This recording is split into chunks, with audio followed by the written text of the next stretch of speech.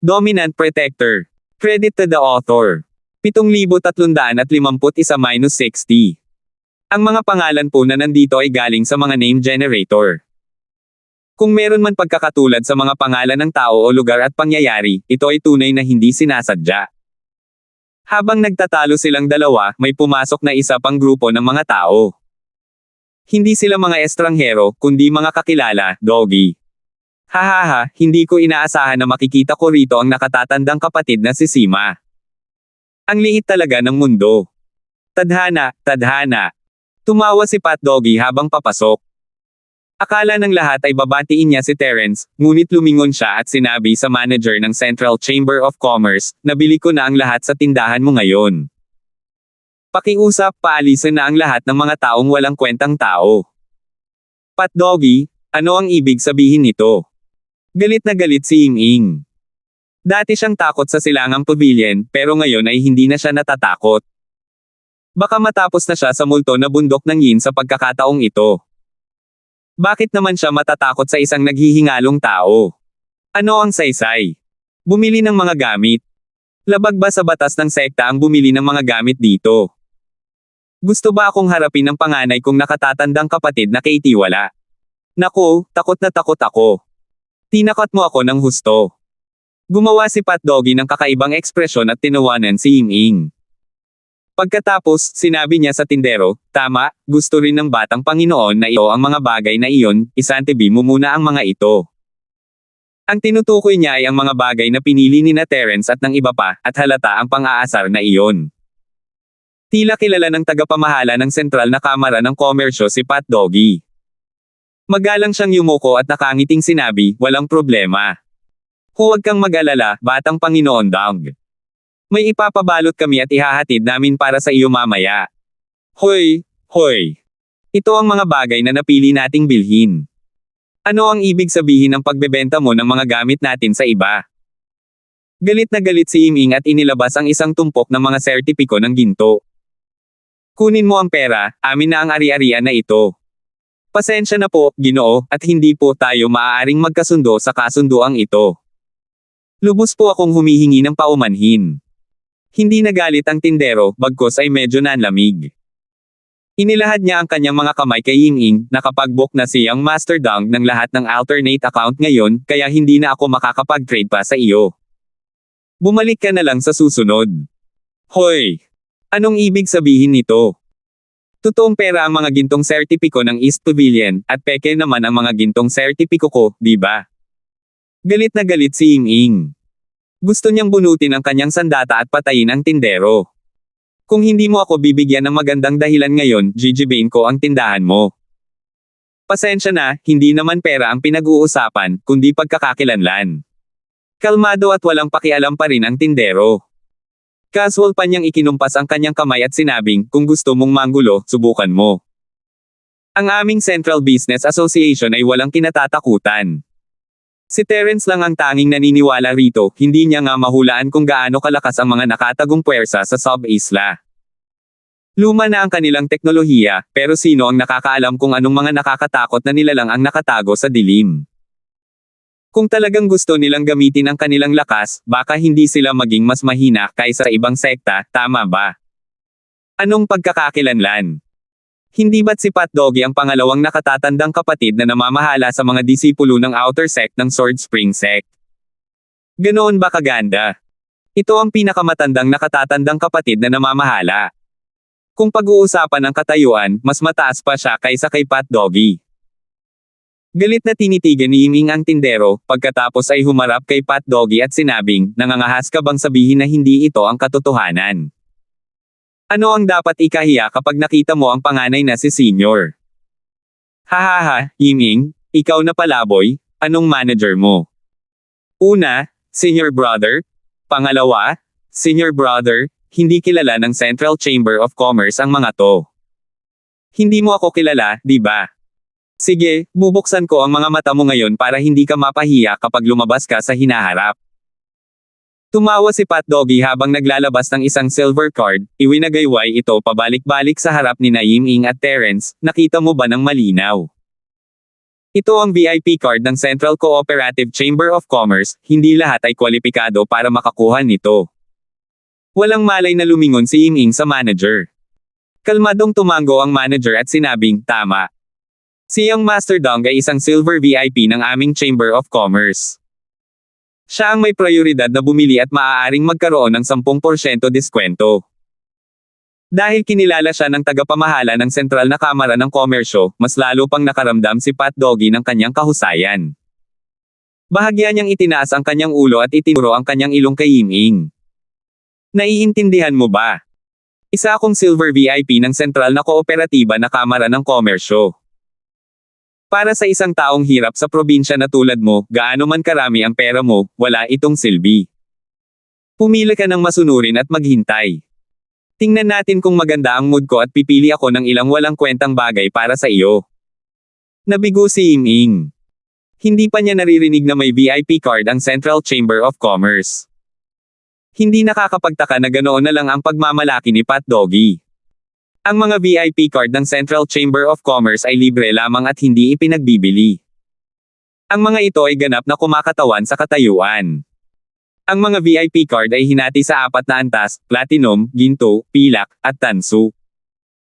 Iilang tiket lang ang naipamahagi ng mga platinum VIP sa buong Sub-Island na siyang pinakabihira. May kaunti pang ginto, pero medyo bihira rin ang mga ito. Medyo karaniwan ang silver card, pero hindi lahat ay kwalipikado para makakuha nito. Masasabing sa Hongxiang Commandery, ang may hawak ng silver VIP card ay itinuturing ng maayos. Medyo mayaman ang pamilya ni Ying, pero hindi man lang siya nakatanggap ng bronze card. Masasabing ang VIP card ng Central Cooperative Chamber of Commerce ay simbolo ng katayuan. Siyempre, ang Pat Doggy ay makakaramdam ng higit na kahusayan at pagmamalaki. Ang sirang bagay na ito ay maaaring kumatawan sa pagkakakilanlan. Nagkataon lang na mayroon din akong sirang laruan. Ibig sabihin ba nito ay kahanga-hanga rin aking pagkakakilanlan? Sirang baraha lang yan, at ipinagmamalaki mo pa. Nakakahiya ka sa Sword Spring Sect. Tumawa si Terence. Sima, huwag kang magyabang. Sa tingin mo ba totoo yan dahil lang sa sinabi mo? Ilabas mo yan at tingnan mo. Huwag mong sabihin gumagamit ka ng bronze card para umakto na parang boss. Hindi siya pinaniwalaan ni Pat Doggy at agad siyang kinutya. Walang sabi-sabing inihagis ni Terence ang isang itim na card sa mesa. Kahit hindi siya malinaw sa pag-uuri ng mga card na ito ng Central Business Association, dahil ipinadala ito ni Ling na may kulay abong sombrerong kawayan, hindi naman siguro ito mga mababang uri ng produkto, di ba? Kung isa talaga siyang mababang uri ng magaling. Papatayin ko siya sa susunod na magkita kami. Hahaha. Sima, kahit gusto mong magpanggap, dapat mas pinaghirapan mo pa at nagpanggap na mas maaasahan. Nakatanggap ka ba ng black card para maging nakakatawa? Medyo kinabahan si Pat Doggy, natatakot na baka maglabas si Terence ng silver VIP card o kung ano paman, pero humagalpak siya ng tawa nang makita ang itim na card. Maaaring hindi alam ng iba, pero bilang isang silver VIP, natural lang na alam ni Pat Doggy na ang mga VIP card na inilalabas ng Central Chamber of Commerce ay platinum, gold, silver, at bronze. Walang itim na card doon. Sa oras na ito, kung hindi niya ito kinukutya ng maayos, paano niya haharapin ang sarili niya? Kaya, hindi lamang kinutya ni Pat Doggy si Terence mismo, kundi ikinumpas din niya ang kanyang kamay upang senadoryasan ang kanyang mga tauhan na kutyain din siya. Hindi alam ng mga disipulo ng sekta ng Sword Spring ang nangyayari, ngunit dahil nagsalita na si Pat Doggy, sinundan nila siya at kinutya. Ano man ang mangyari, dapat nilang sundin si Pat Doggy. 7,352. Gayunpaman, wala silang pakialam kay Terence. Tiningnan niya lang ang manager ng walang pakialam at casual na nagsalita, bulag ang mga ugok na ito, pero dapat alam mo kung ano ito, di ba? Pwede ba akong bumili ng mga gamit dito? Gayunpaman, kung hindi alam ng tindero kung ano ang itim na card na ito, tiyak na papatayin niya si Terence sa susunod na makita niya ito. Bahagyang yumuko ang tindero nang makita ang itim na card, bahagyang nakayuko ang kanyang mga tuhod, dahilan para magmukha siyang mas maliit kaysa sa kanya. Kinuha niya ang card at tiningnan ito ng may paggalang, pagkatapos ay hinawakan ito gamit ang dalawang kamay at ibinalik kay Terence nang nakangiti. Siyempre alam ko kung ano ito. Hindi ko alam na nandito ka pala kanina. Patawarin mo ako kung nasaktan kita. Kung ano ang gusto mo, piliin mo. Wala na ang dating kahangahangang dating ng tindero sa harap ni Terence, para siyang pagong. Biglang natapos ang mapangahas na tawa ni Pat Doggy, na parang tili ng pato na dulot ng pagsukal sa leeg nito.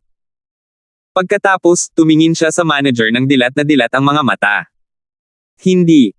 Anong ibig mong sabihin, manager? Ito ba talaga ang VIP card ng Chamber of Commerce ninyo? Sigurado ka ba? Hindi makapaniwala ang mukha ni Pat Doggy. Ano ang itim? Maaari kayang itim talaga ang golden card. O itim talaga ang platinum card. Walang dahilan para dyan. Maingat na pinagmasdan ng tindero ang ekspresyon ni Terence.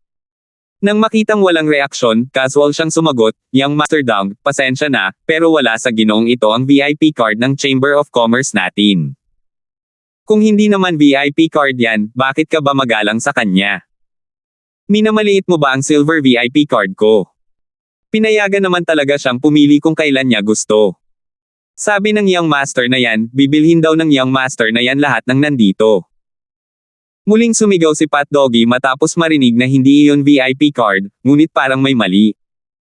Dahil hindi naman ito VIP card, bakit ganito ang manager? Bahagyang nandidiri ang mga mata ng tindero. Malinaw na nakasulat sa mukha niya na nakatingin siya sa kanyang silver VIP card. Nahirapan siyang ipahayag ng malinaw ang kahulugan nito. Bago pa man magalit si Pat Doggy, narinig na niya ang sumunod na sinabi ng manager. "Young Master Dong, hayaan niyo po akong tapusin ito. Ang taong ito ay hindi may hawak na VIP card, kundi isang Supreme Member card ng ating Chamber of Commerce." Pagkatapos magsalita ng tindero, lalong naging halata ang paghamak sa kanyang mga mata. Walang prioridad sa pagbili o diskwento ang taong may Supreme Member card, dahil ang buong Chamber of Commerce ay bodega ng may-ari ng Supreme Member card.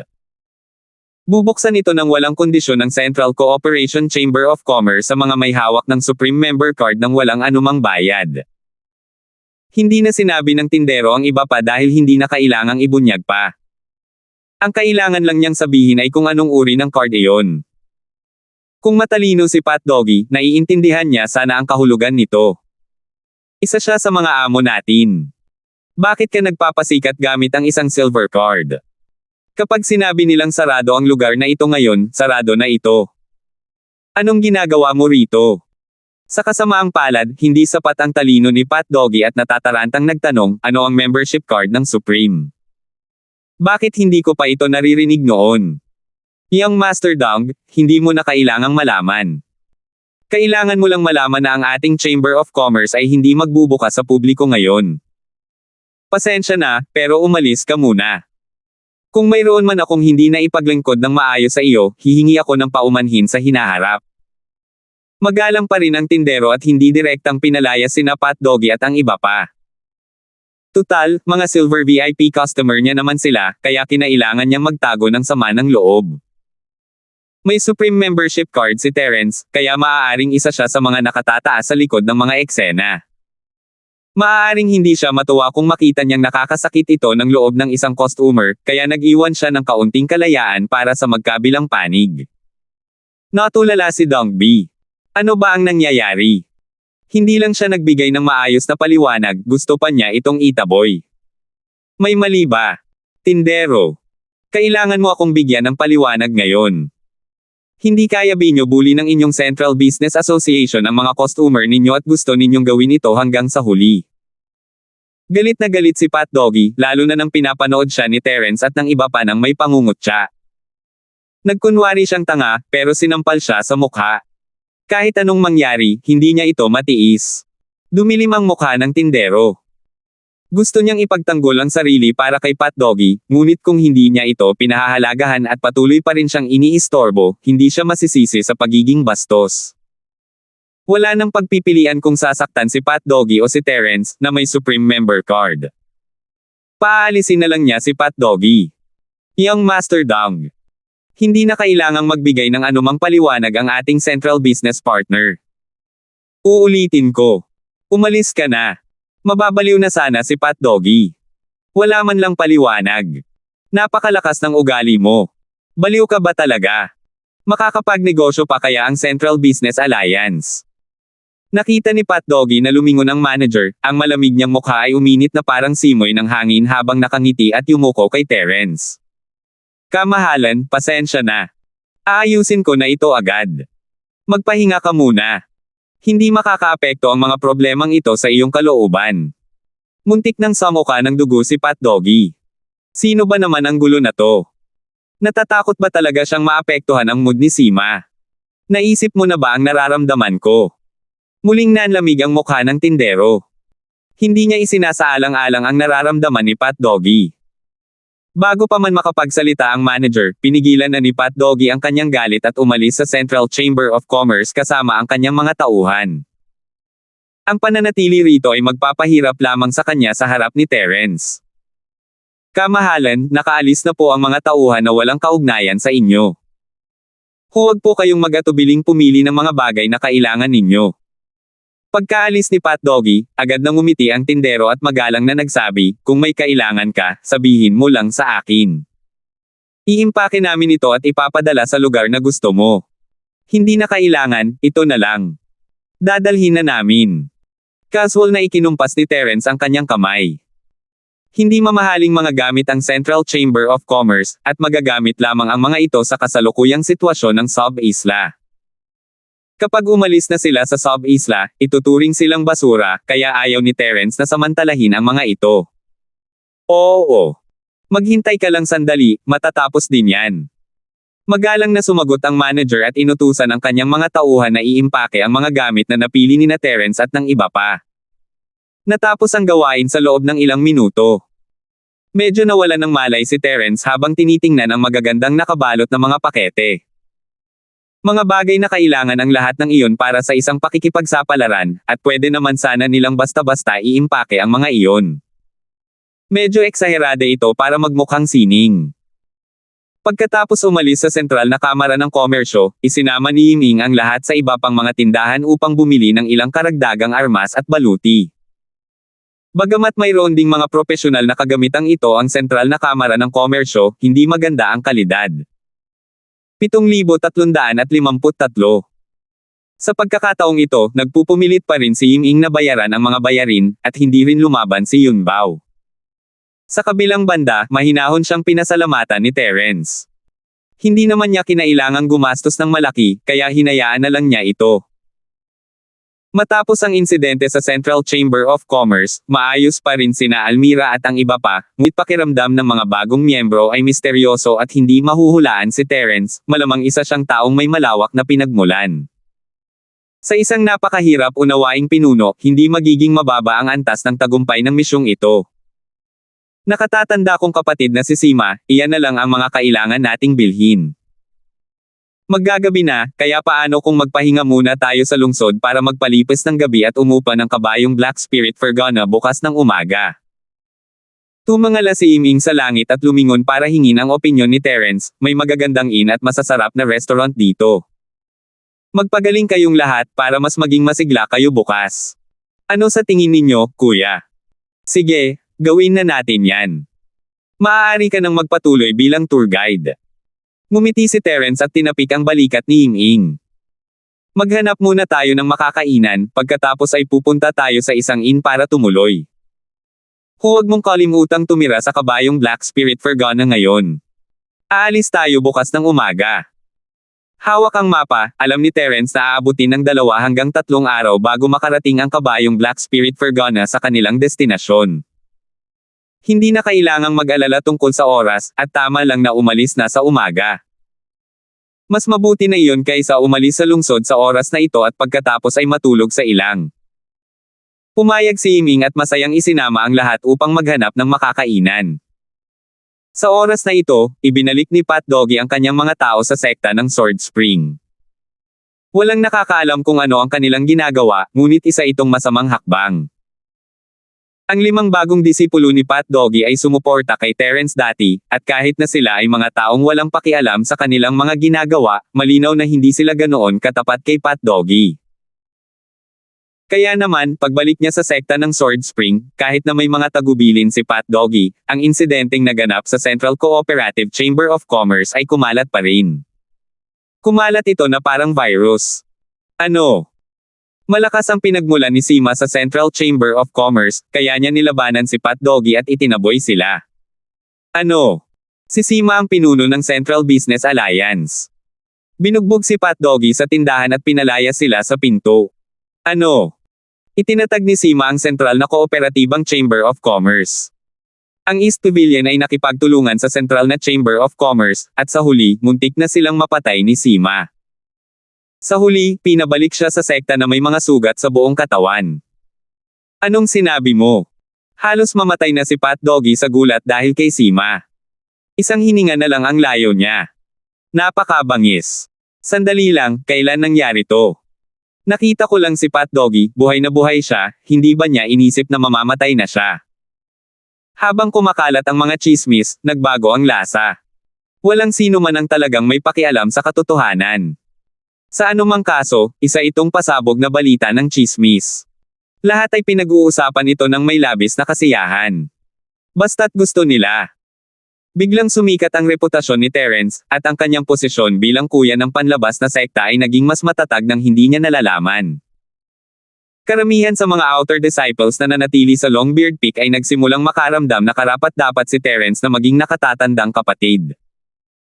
Nang marinig ni Jessa ang balita ng hindi sinasadya, 1 oras pa lamang ang nakalipas mula nang kumalat ang balita. Bigla siyang nagtanong tungkol kay Terence. Dahil alam niyang naghahanda talaga si Terence para sa Tier 5 mission, kumislap ang mga mata ni Jessa na may kakaibang ekspresyon. Umupo siya ng isang maliit na lumilipad na spirit beast at lumipad papunta sa lungsod kung saan naroon si Terence. Nang matagpuan ni Jessa si Terence at ang kanyang grupo, madilim na ang langit. Nakarating na sila sa bahay tuluyan. Nahulaan din ni Jessa na si Terence at ang kanyang grupo ay mananatili sa bahay tuluyan, kaya mas pinagtuunan niya ng pansin ang bahay tuluyan. Gaya ng inaasahan, natagpuan niya si Terence. Sima, gusto kong sumama sa team mo para tapusin ang misyong nasa rango 5 rango. Hindi nag-aksaya ng oras si Jessa at diretso na sa punto, alam mo naman ang lakas ko. Kapag kasama ako sa team, mas mataas ang antas ng tagumpay ng misyong ito. Kaya ako si Junior Sister Sue. Kung gusto mong tumanggap ng misyon, dapat gawin mo ito sa mission hall. Ano ang ibig sabihin ng pagpunta rito? Kahit ako ang panganay na senior brother na namamahala, ang bilang ng mga tao para sa misyong ito ay naitakda na. Isa pa, wala na sila sa sekta. Kung sasabihin mo ito, magiging napakahirap para sa akin. Ngumiti si Terence at nagkibit balikat, medyo malakas ka naman, pero wala namang gaanong pinagkaiba kung nandito ka o wala. Hindi naman talaga pareho. Kung nandito ka, bawat isa sa atin ay mababawasan ng 10 bahagi ng gantimpala. Sima, sinusubukan mo bang ipaalala sa akin na tawagin kitang panganay na nakatatandang kapatid? Hindi kaya't napakaburokratiko mong tao. Kung gayon, malamang ay nagkamali ako ng husga sa iyo. Ngumisi si Jessa nang may paghamak. Gayunpaman, ikaw nga ang panganay na nakatatandang kapatid na namamahala. Kung sa tingin mo ay kinakailangan, hindi ako tutol na tawagin kang panganay na nakatatandang kapatid na Sima. Nakatatandang kapatid na Sima, maaari ba akong sumali sa iyong koponan? Kalimutan mo na. Tawagin mo na lang akong Sima, kung hindi ay medyo nakakatakot. Tungkol naman sa pagsali sa team, nasabi ko na ito ngayon lang. Kahit pilitin mo pa ako, hindi ko babaguhin ang mga salita ko. Itinaas ni Terence ang 2 kamay niya, indikasyon na hindi niya kayang tawagin siya ni Jessa na Big Senior Brother. Nagpatuloy siya, ayon sa mga patakaran, hindi ako maaaring sumali sa isang misyon ng nasa kalagitnaan. Kahit na ako ang panganay na Senior Brother na namamahala, hindi ko maaaring labagin ang patakaran, hindi ba? Naikuyom ni Jessa ang kanyang mga labi. Bihira para sa kanyang karaniwang malamig na mukha na magpakita ng ganitong emosyonal na ekspresyon. Sa tingin ba ninyong lahat ay may katuturan ang sinabi ni Sima? O sa tingin ba ninyo ay makakatulong ako kung sasali ako sa koponan? Iniwasan ni Jessa si Terence at sinuyod ang mga tao, kasama na si Almira. Wala siyang masabi. Nang makita ito, ngumiti si Jessa nang walang pakialam. Paano naman, kung may hindi sasangayon na sumali ako sa team ninyo, itaas ang kamay. Tumingin sa kaliwa at kanan sina Almira at ang iba pa, at walang gumalaw. Si Terence mismo ay hindi rin gumalaw, kaya natural lang na hindi rin gumalaw ang iba. Matalino si Jessa sa paraan ng pagtatanong. Kung sasabihin niya kung sino ang pumayag na magtaas ng kamay, malamang pareho lang ang sitwasyon, walang magtataas ng kamay. Ngayon, ang mga hindi sumang-ayon ay nagtaas ng kanilang mga kamay. Dahil walang gumalaw, natural lang na ang ibig sabihin nito ay sumang-ayon ang lahat. Mukhang malugod naman akong tinatanggap ng lahat. Kung gayon, kailangan kong pasalamatan ang lahat sa kanilang suporta. Ngumiti si Jessa ng bahagya at nagtapos ng hindi binibigyan ng pagkakataon si Terence na tumutol. Sima, gaya ng nakikita mo, sinusuportahan ako ng lahat. Hindi mo maaaring kontrahin ang gusto ng lahat, hindi ba? Hindi napigilan ni Terence ang pagtawa. Inaagaw mo ang kagustuhan ng lahat. Gayunpaman, hindi ito mahalaga. Sa totoo lang, hindi naman ito kinasusuklaman ni Jessa, lalo na matapos magtagpo ang kanilang malayelong pangangatawan. Palaging may kaunting pakiramdam ng pagiging malapit sa isa't isa. 7,354. Isa pa, medyo nakakangiti na si Jessa ngayon, at hindi na kasing lamig ng dati. Dapat ay mas madali na ang pakikitungo sa kanya, kaya ayaw talagang tumutol ni Terence sa pagsali niya sa team. Sige, dahil walang tutol dyan, wala rin akong tutol. Wala akong magagawa tungkol dyan, hindi ko kayang kontrahin ang gusto ng lahat. Nagkibit balikat si Terence, nagkunwaring walang magawa. Nagtawanan ang lahat, at ang kapaligiran ay naging mas maayos sa isang iglap. Nabawasan din nito ang pagkakalayo sa pagitan nina Jessa at ng iba pa. Nakapag-book na ng kwarto sina Terence at ang iba pa, pero ngayong nandito na si Jessa, nagkusa si Almira na humingi ng ibang kwarto. Inilagay ni Yiming ang kanyang braso sa balikat ni Yunbao, at palihim na bumulong ang dalawang matatabang batang lalaki. Hoy! Matabang Jin, sa tingin mo ba ay may gusto si Jessa sa una nating nakatatandang kapatid? Noong huling beses na natalo ako kay nakatatandang kapatid, sinimulan ko siyang sambahin, at pagkatapos ay nauwi ito sa pag-ibig. Kaya nga gusto mong sumali sa team namin ngayon, kahit anong mangyari. Aldrin, hindi ka ba masyadong mayabang ngayon? Dati, tinatawag mo siyang senior sister Su ng may paggalang. Paano mo siya tinatawag na Jessa na isang maliit na batang babae ngayon? Napakatigas ng ulo niyang lalaki. Pero sa tingin ko tama ka. Nagkunwari si Yunbao at sinermonan siya, ngunit agad itong nagpakita ng tunay niyang kulay at tumawa ng napakasama. Napakagwapo at mahinhin ng ating panganay na kapatid, talagang mahal siya ng lahat, kaya normal lang na magustuhan siya ng iba. Hindi ba sa tingin mo dapat tayong lumikha ng mas maraming pagkakataon para sa kanya? Magandang ideya. Halika, pag-isipan natin kung paano. Ubo. Kayong dalawa, tama na. Huwag kayong masyadong mag-isip, madali lang kumuha ng tubig. Hindi na nakatiis si Terence, sino ang makakaalam kung ano ang sasabihin nila kung patuloy silang mag-uusap. Nagsimula ng lumingon si Jessa. Kung maririnig niya ito, malamang ay magiging galit siya agad. Hindi makakapagsalita si Terence para sa dalawang matabang batang ito. Matagumpay na sumali si Jessa sa koponan ni Terence, ngunit isang tao mula sa sekta ng Sword Spring ang nakahanap kay Jipang. Senior Brother Feng, nabalitaan ko na pagkatapos magtanong ni Senior Sister Su tungkol sa balita tungkol kay Sima, agad siyang sumakay sa isang maliit na lumilipad na spirit beast papunta sa lungsod kung saan naroon si Sima. Sa tingin ko sasali siya sa Rank 5 mission team. Hindi naman ganoon kasama ang relasyon ni Pat Doggy kay Jipang. Bukod sa pagbabalik para asikasuhin ang sarili niyang negosyo, iniisip din niyang gamitin ang kapangyarihan ni Jipang para harapin si Terence. Hindi niya inaasahan na lilipad si Jessa papunta sa lungsod na iyon pagkatapos niyang makakuha ng impormasyon tungkol kay Terence. Parang una nito nang malapit na siyang matulog. Kaya naman, sinamantala ni Pat Doggy ang pagkakataon upang hanapin si Jipang upang maghasik ng kaguluhan. Hindi na mahalaga kung talagang napunta si Jessa kay Terence. Senior Brother Feng, nakaalis na si Senior Sister Su. Marahil ay nahanap na niya si Sima at ang iba pa. Huwag na muna nating pag-usapan ang iba pang mga bagay, isa itong misyon sa Rango 5. Base pa lang sa ilang sundalong isinama ni Sima, ang paggawa ng misyon sa Rango 5 ay parang pagsusumamo lamang ng kamatayan. Kung sasama sa atin si Senior Sister Su sa oras na ito, tatalo na rin siya sa isang fire pit. Hindi siniraan ni Pat Doggy si Terence, sa halip, nagsalita siya na parang nag-aalala para sa kaligtasan ni Jessa. Sa tingin ko dapat nating pigilan si Senior Sister Sue. Gayunpaman, ang ating mga salita ay walang gaanong kahulugan, at hindi tayo pakikinggan ni Senior Sister Sue. Natatakot ako na si Senior Brother Feng lamang ang makakahikayat kay Senior Sister Sue na magbago ng isip. Paano nangyari iyon? Bakit hinanap ni Junior Sister Sue ang batang lalaking iyon na si Sima? Galit na galit si Jipang. Hinampis niya ang coffee table sa tabi niya at ginawa itong alikabok. Kasuklam-suklam. Bakit nasangkot ang batang yan na si Sima kahit saan? Ayos lang kung gusto mong mamatay, pero hinihila mo pa pababa si Junior Sister Sue.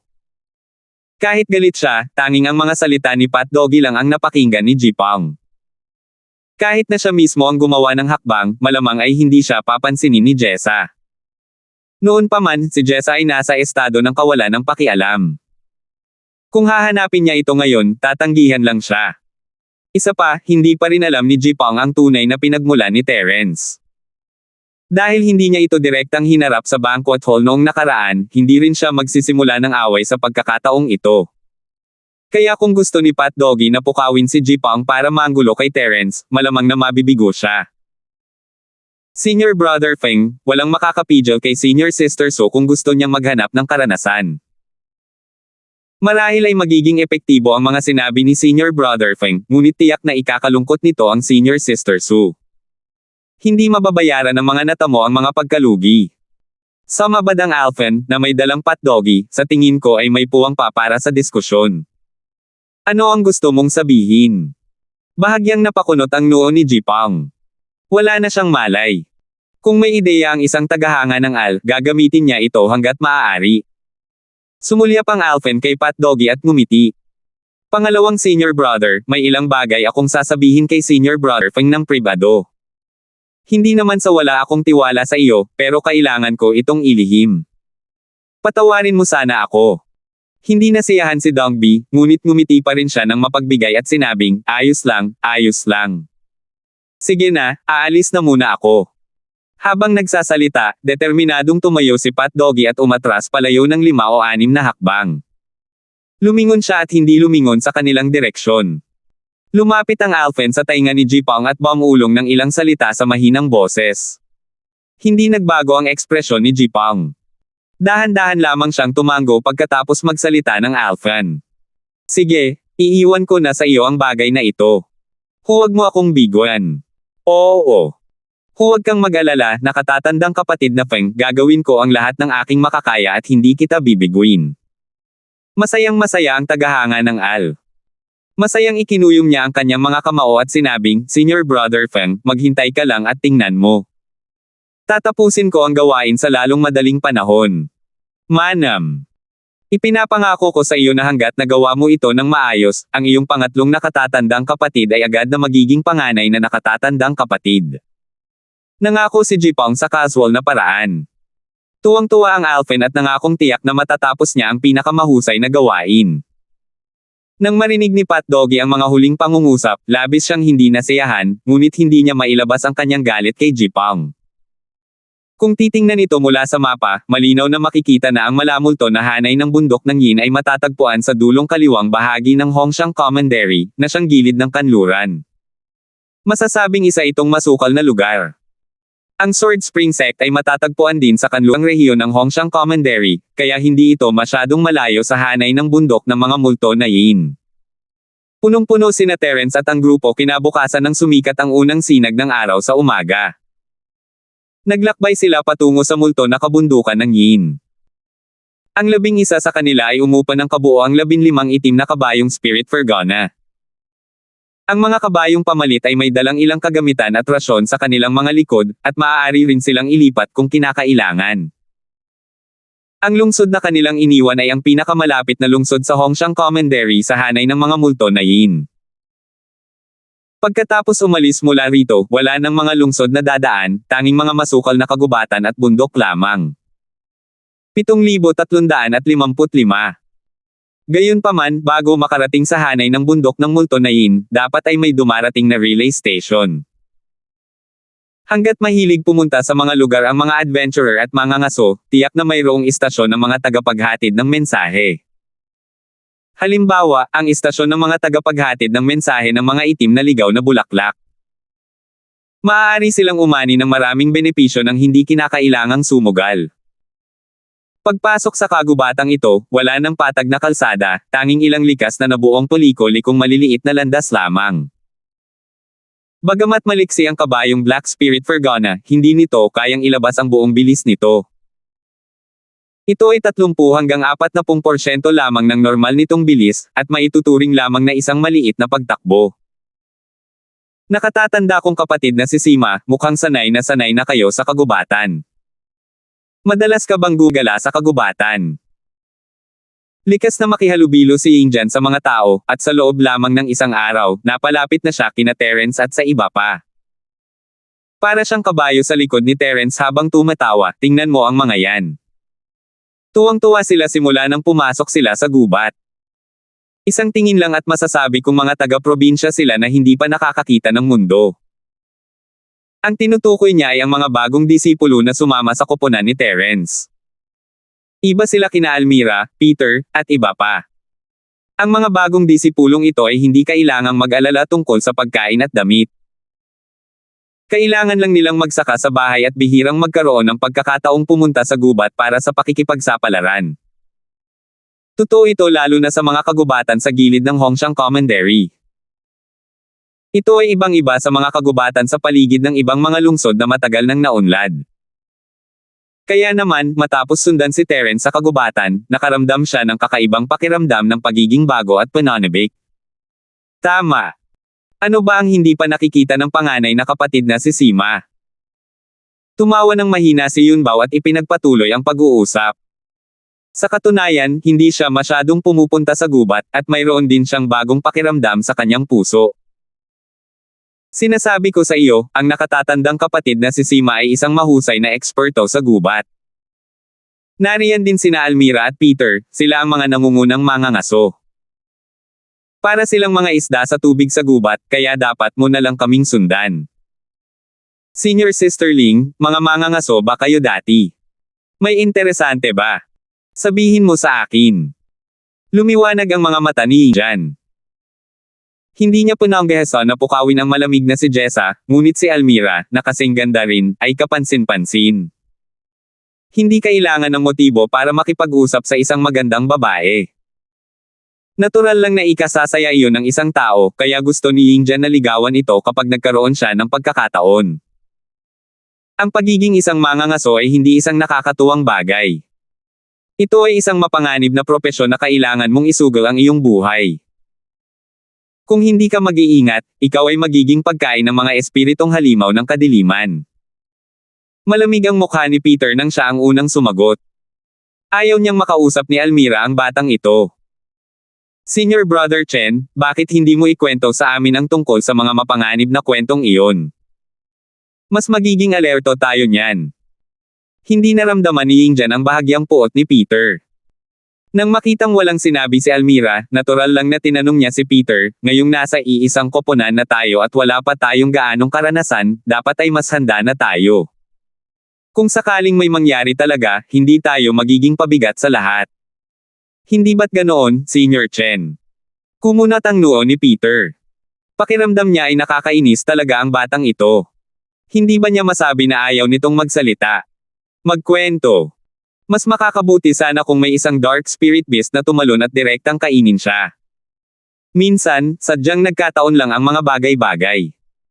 Casual na naisip lang ito ni Peter sa kanyang puso at hindi inaasahan na ang mga dark spirit beast ay maglulunsad ng isang sorpresang pag-atake. Nang madaanan nila ang isang malaking puno, 10 itim na anino ang sumilay mula sa puno na parang kidlat, inaatake ang bawat isa sa koponan ni Terence. Binunot ni Terence ang kanyang espada at ginamit ang kanyang Fire Spirit Sword Technique, madaling napatay ang 2 itim na anino na umatake sa kanya. Bumagsak ang katawan sa lupa at lumabas ang tunay nitong anyo. Isa itong itim na ibon na may matalas at mahabang tuka. Hindi ito malakas, nasa tuktok lamang ng advanced stage ng orihinal na antas, kaya't wala man lang babala ang Jade Space.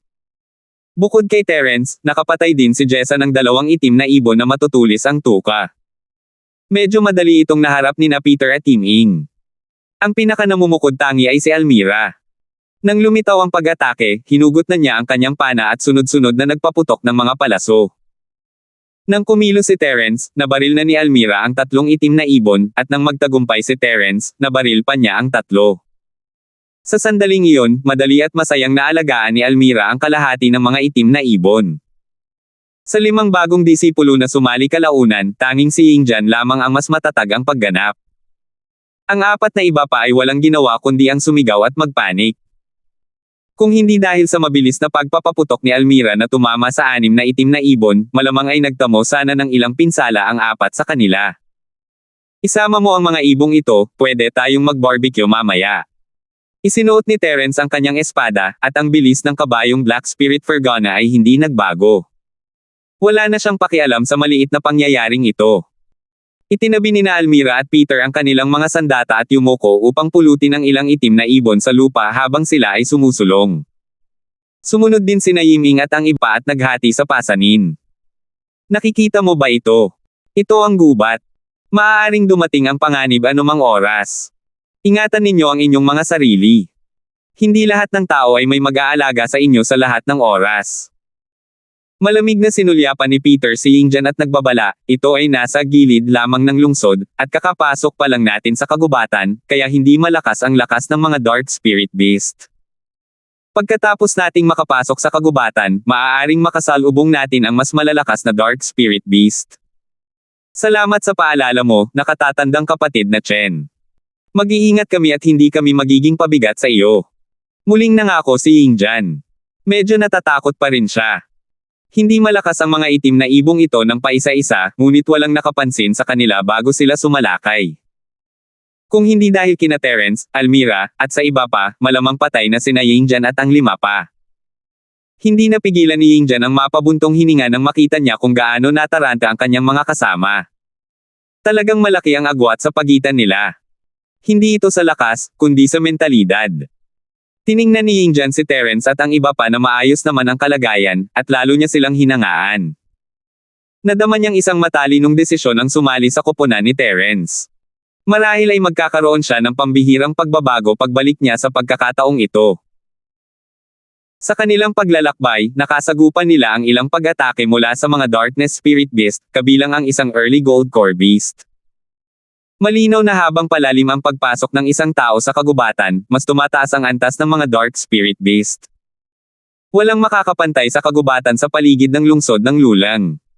Pero wala talagang pakialam si Terence sa mga Dark Spirit Beast na ito, lahat sila ay naging pananghalian ng lahat.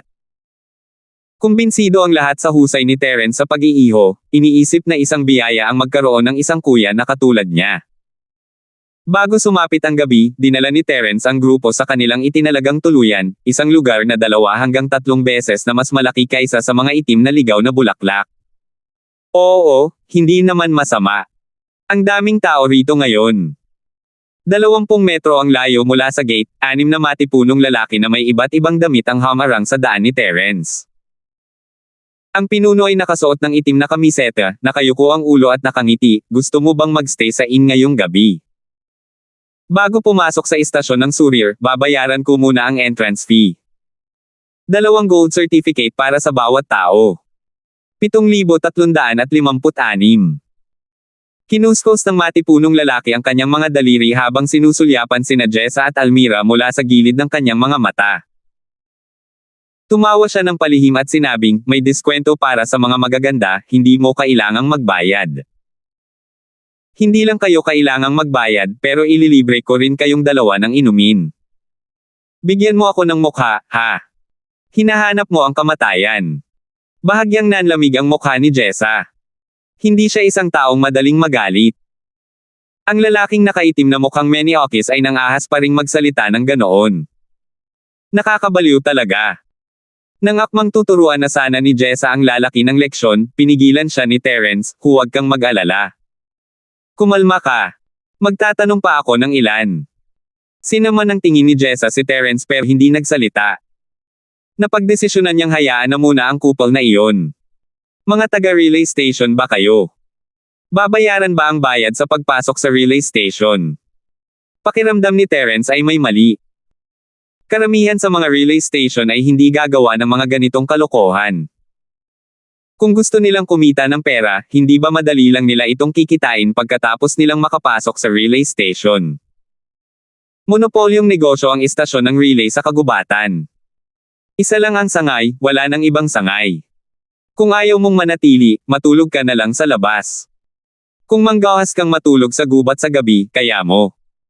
Hindi ka kayang gawin ng relay station ang trabaho mo. Kung wala silang kakayahan, maaari lamang silang manatili sa relay station ng masunurin. Ang relay station ang may huling desisyon kung paano nila sila gustong lokohin. Guwapo kang bata ka, anong pinagsasabi mo? Tinatanong kita, magbabayad ka ba? Kung hindi mo ibibigay sa akin, umalis ka na. Huwag mo nang isipin pa ang pagpasok sa relay station. Humahajijek ang lalaking nakaitim dahil sa paghamak, ayaw niyang makausap si Terence. Sino ka ba talaga? Paano mo nagawang pagsalitaan ng ganyan ang panganay naming kapatid? Umungol si Yingjan, at bago pa man makapagsalita si Terence, tumalon na ito mula sa kanyang kabayong Black Spirit Fergana at lumipad patungo sa lalaki, handang umatake. Ang apat pang manlalaro na sumali sa koponan ni Yingjan ay sumigaw din at kumalat para palibutan siya. Karaniwan lang talaga ang lakas ng anim na lalaking ito na walang hiya sa harap niya. Mga cultivator pa lang sila ng foundation stage, wala kahit isang golden core stage.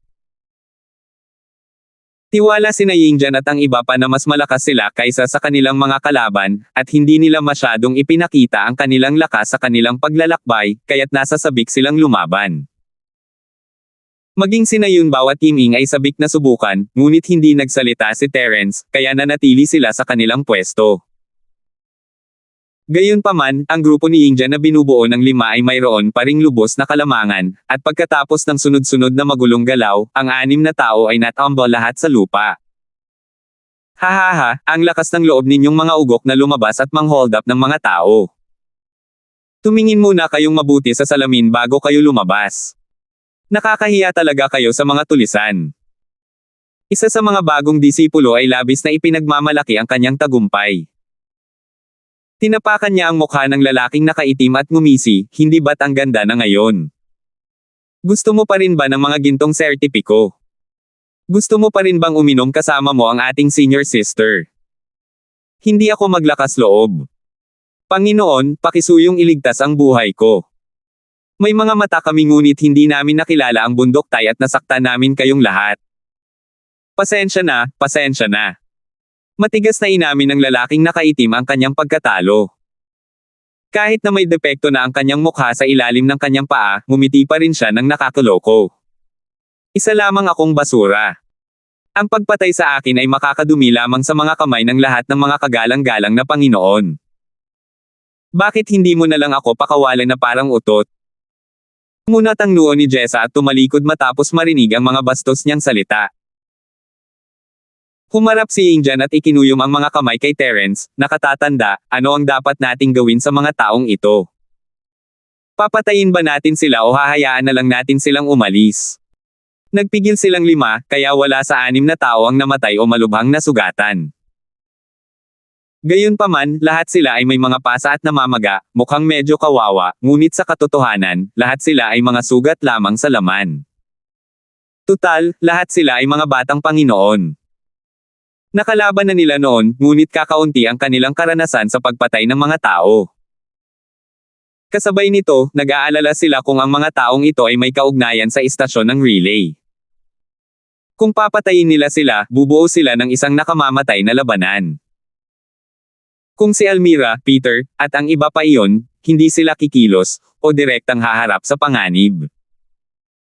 Ang batas ng gubat para sa mga mangangaso ay ang mahihina ay biktima ng malalakas. Ang pagiging mabait sa kaaway ay kadalasang malupit sa sarili. Panginoon ko, patawarin mo kami. Hindi na ako maglalakas loob na gawin yun ulit. Naghahanap lang kami ng ikabubuhay. Muling naglakas loob ang lalaking nakaitim at nagmakaawa. Gayunpaman, mas malakas siyang tinapakan ng bagong disipulo. Sa huli, ang natitira na lang ay isang mahinang ungol. Junior Brotherly, kayo ang nakabihag sa mga taong ito, kaya nasa sa inyo kung paano ninyo sila haharapin.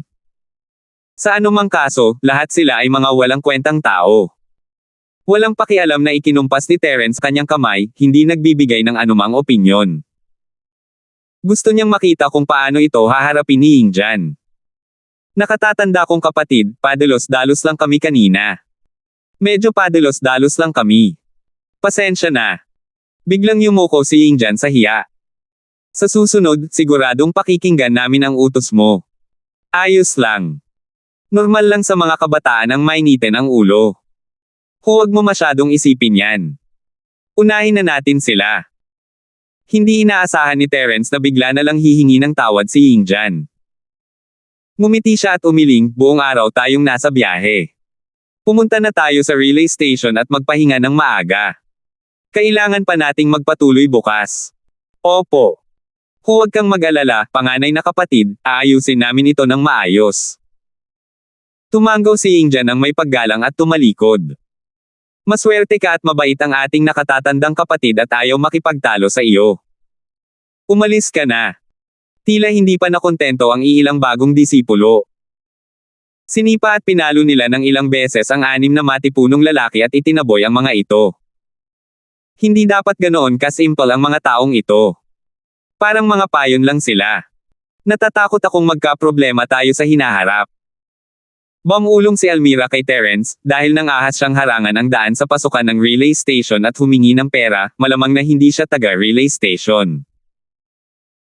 Gayunpaman, tiyak na mayroon siyang isang malakas na puwersa sa likuran niya na kayang supulan ang relay station at pigilan ang mga tao roon na labanan siya.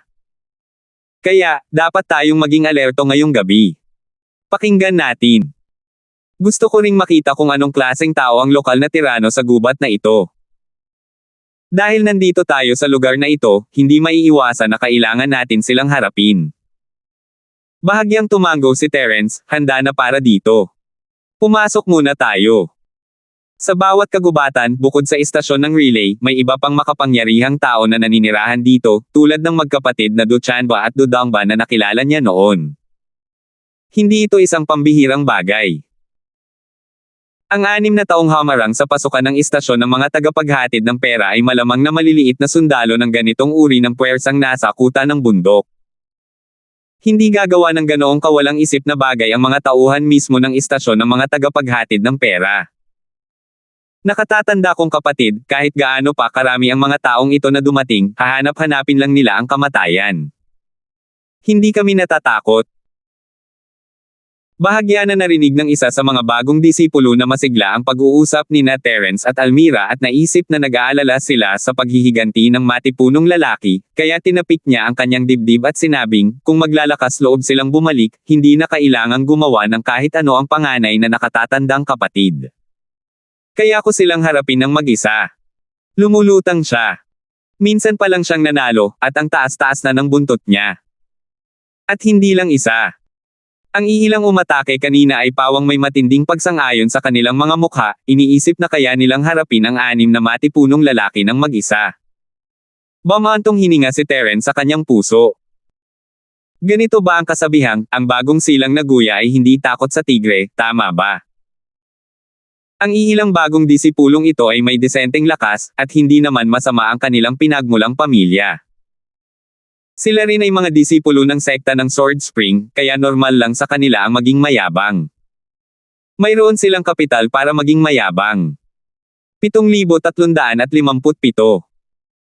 Gayunpaman, sa ganitong mentalidad, sila ay magiging mga kalaban lamang ng kanya na hindi makakaligtas sa 3 yugto sa ilalim ng normal na mga pangyayari. Ang tanging magagawa niya ay umasa na hindi sila magkakaroon ng mental breakdown kapag nakaranas sila ng mga balakid. Kung may pagkakataon, dapat niya silang turuan ng leksyon at ipaunawa sa kanila kung bakit puno ng kasamaan ang mundo. Tutal, kakampi na sila ni Terence ngayon, at maaaring maging kapaki-pakinabang sila pagkatapos ng ilang pagsasanay. Kung gayon, kailangan ko kayong abalahin ngayong gabi. Magpalitan kayo sa pagbabantay. Bagamat may ilang garantiya sa seguridad sa istasyon ng relay, hindi tayo masyadong makakaasa sa kanila. Mas nararapat para sa atin na magkaroon ng sarili nating mga tauhan para magbantay. Iwinaksi ni Terence ang iniisip at ngumiti sa mga bagong disipulo, magpapalitan ang lahat sa pag-aalaga sa isa't isa sa loob ng 2 oras. May problema ba? Siyempre, walang problema. Huwag kang mag-alala, panganay na kapatid. Oo. Malakas na sagot ng isa. Sa tingin nila ay hindi naman kailangan, pero dahil si Terence ang nagtanong, handa silang magtanghal. Night watch lang naman iyon, tutal, hindi naman malaking bagay iyon. Habang nagsasalita siya, naisama na ni Terence ang kanyang mga tauhan sa pasukan ng bahay tuluyan. May nagdala ng kabayong Black Spirit Fergana sa kwadra upang pakainin ito, habang si Terence at ang iba pa ay pumasok dala ang kanilang mga bagahe upang magtanong ng mga silid. Walang gaanong bisita sa inn ngayon, kaya maraming bakanteng kwarto at mayroon pang maliit na bakuran.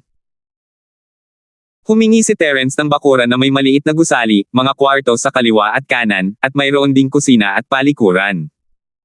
Sapat na sa kanila ang lahat. Mas madaling magtanggol kapag nagtipon-tipon ang lahat. Iba talaga ang isang malaking istasyon ng relay. Sina Jessa at Almira ay labis ding nasiyahan sa kapaligiran sa maliit na patio, kaya't inupahan nila ang pinakamagandang silid sa maliit na gusali nang walang anumang pag-aalinlangan. Si Terence naman ay pumunta sa kwarto sa ground floor, at ang iba naman ay pumili ng kani-kanilang kwarto. May kusina sa bakuran, pero walang plano si Terence na magluto ng sarili niyang pagkain. Ipapahanda niya ito sa mga tao sa istasyon at iPad adala. Matapos masigurong ligtas ito, hinayaan niya ang lahat na kumain at magpahinga. Ang 5 bagong disipulo, kabilang si Yingjan, ay inayos na magpalitan sa tungkulin. Sa kalagitnaan ng gabi, nagkataong nasa shift si Yingjan. Napansin niya ang mga anino sa labas ng maliit na patio, na parang gusto nilang palibutan ang maliit na patio. Agad siyang sumigaw, umatake ang kalaban. Sa katunayan, hindi na kailangang sumigaw ni Yingjan. Napansin na ito ng espiritu ni Terence, ngunit hindi niya binalaan ang lahat. Inaasahan na ang gulo, at walang dapat ikagulat. Maging sina Almira, Jessa, Peter, o ang iba pa, handa na silang lahat para sa labanan sa kanilang pahinga. Ang mga tunay na relax ay ang ilang mga bagong disipulo na itinalagang magbantay sa lugar. Lumabas si Terence ng gusali habang nakalagay ang mga kamay sa likod, marahan na nakatingin sa gate ng patio. Maya-maya ay lumitaw sa tabi niya sina Almira, Jessa, at ang iba pa. Biglang nagsindi ang maraming sulong sa labas ng maliit na patio. Marahas na itinulak pabukas ang pinto ng patio, at mahigit 100 malalaking lalaki na may hawak na mga sulo ang sumugod papasok. Pinalibutan nila ang maliit na patio at niliwanagan ang espasyo na parang araw. Hahaha, mga walang hiya, nakabalik na ako. Handa na ba kayong lahat na mamatay? Ang matipunong lalaking nakaitim na hamarang sa daan at binugbog kanina ay lumitaw sa pinto, tumatawa ng malakas. Gayunpaman, nakatayo lamang siya sa gilid, halatang hindi siya ang namamahala. Sinuri sila ni Terence, karamihan sa mga taong pumasok ay mga practitioner sa antas ng pundasyon, na may 2 early golden core at 1 peak early golden core. Hindi sila gaanong malakas. Iniligtas ko lang ang buhay ninyo, at ngayon ay narito kayo para manggulo. Sa tingin mo ba talaga ay hindi kami nangangahas na patayin kayo? Nakita ni Yingjan na ayaw magsalita ni Terence, kaya tumayo siya at malamig na tumawa, hindi kayo karapat-dapat makipag-usap sa aming nakatatandang kapatid na lalaki. Kung alam ninyo kung ano ang makakabuti para sa inyo, umalis kayo. Kung hindi, hindi kayo makakalabas mamaya. Nagsimula ring magingay ang natitirang 4 na bagong disipulo. Ngayon lang, sinabi nilang haharapin nila ang iba pang mga tao. Ngayong nakita nilang napakaraming tao sa kabilang panig, halos natakot sila. Gayunpaman, nasa loob pa rin ito ng katanggap-tanggap na saklaw. Nakatatanda kong kapatid na si Sima, bakit hindi mo nalang iwan sa amin ang mga taong ito? Hindi nakalimutan ni Yingjan na tanungin muna si Terence, mukhang hindi natin ito maaayos ng mapayapa ngayon. Maaari ba natin siyang bigyan ng matinding suntok? Oo. Ingatan ninyo ang inyong mga sarili at huwag kayong masaktan. Bahagyang tumango si Terence. Hindi masyadong malakas ang kalaban, at maaaring walang pagkakataong manalo sina Yingjan at ang iba pa, ngunit hindi rin sila agad matatalo. Magandang panahon iyon para magsanay. Hahaha, batang paslit, ang tigas ng ulo mo. Kung kaya mo pa ring maging matigas ang ulo mamaya, makukumbansi ako. Tumawa ng malakas muli ang lalaking nakaitim, saka ikinuyom ang kanyang mga kamay sa mga taong nasa tabi niya. Mga kapatid, huwag ninyong sayangin ang inyong hininga sa mga batang ito. Sabay-sabay nating salakayin at patayin sila ng direkta. Hehe. Walang hiya talaga siya. Alam mo ba kung sino ang nasaktan mo? Malamig na tumawa si Yingjan. Para makilala ang sarili, nagpasya siyang ipagmalaki ang kanyang pinagmulan para takutin ang kabilang panig. Lahat tayo ay mga disipulo ng sekta ng Sword Spring. Sino ka ba sa akala mo? Paano ka nang ahas na sumama at maghanap ng gulo sa amin? Ang sektang Janchen ay hindi ang nangungunang sekta sa Hongshan Commandery, ngunit isa pa rin itong primera klaseng sekta, lalo na sa kanlurang rehiyon. Isa itong pangunahing overlord. Wala siyang kapantay sa 10 lungsod, at walang ordinaryong kapangyarihan ang maglalakas loob na saktan siya. Gayunpaman, ang lalaking nakaitim ay mapanghamak. Ganoon ba kagaling ang sekta ng Sword Spring? Papatayin ko kayong lahat ngayon. Tingnan natin kung may magagawa sa akin ang sekta ng Sword Spring. Bakit? Hindi ka ba kumbinsido? Kung hindi ka kumbinsido, makipaglaban ka sa akin. Napakapangahas. Ang Sword Spring sect ba ay isang bagay na minamaliit mo? Halika, lumabas ka at labanan mo ako kung may lakas ng loob ka. Tingnan natin kung paano ka haharapin ng batang Panginoon na ito. Hindi na nakapagpigil si Yingjan. Binunot niya ang kanyang espada at tumalon sa arena, itinutok ito sa lalaking nakaitim. Tara na. Kung hindi ka kumbinsido, ano ang gagawin mo? Huwag kang matakot. Nakatatanda kong kapatid, ang mga taong ito ay pawang mga desperado. Maging mga opisyal ng Hongshan Commandery, ang Sword Spring Sect, o ang iba pang mga sekta, o ang mga aristokratang pamilya, hindi sila gaanong hadlang sa kanila. Lalo na sa mga hangganan ng Commandery, mas lalong lumalabag sila sa batas. Bumulong si Almira sa tainga ni Terence, kung hindi sila makakaligtas dahil nakasakit sila ng isang makapangyarihang puwersa, tatawid sila sa hangganan at tatakas patungo sa ibang mga bansa upang ipagpatuloy ang kanilang masasamang gawain. Kaya, walang saysay para kay Yingjan na gamitin ang pangalan ng sekta ng Sword Spring upang supulan sila. Tumanggaw si Terence bilang pagtanggap. Hindi niya inaasahan na magiging kapaki-pakinabang ang pangalan ng Sword Spring Sect. Sa kagubatan, kailangan umasa sa kanilang mga kamao para makapagsalita.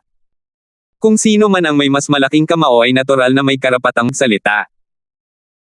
Ngumisi ang lalaking nakaitim sa tapat niya, one-on-one. Napakaraming kapatid ba ang dinala ko rito para kalabanan kayo ng isa-isa? Pero, kung gusto mo talaga kaming kalabanan ng isa-isa, hindi imposible.